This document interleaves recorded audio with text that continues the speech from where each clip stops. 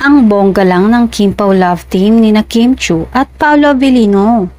Hindi na makapaghintay ang karamihan sa Kim Pao fans at pine-pressure na sina Kim at Paolo na aminin na ang kanilang relasyon. Sabi nga kasi, obvious naman ang relasyon ng dalawa. May mga pagkakataon nga raw na nadudulas na ang dalawa. Sa totoo lang, marami naman kasi ang kinikilig kina Kim at Paolo kaya hindi rin masisisi ang fans kung sakaling maging demanding na ang mga ito na umamin na ang dalawa.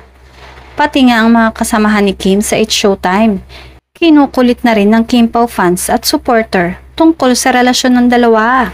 Pati si Ogie, kinukulit-kulit din ng entertainment press sa press ko niya ng Ogie OK2 Reimagine concert kung may alam ba siya tungkol sa relasyon ni na Kim at Paolo.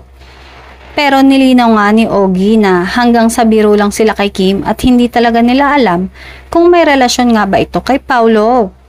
Pero sana nga, kung sakaling sina Kim at Paolo na talaga ay umami na sila. At for sure, marami ang matutuwa sa sobrang kakiligan.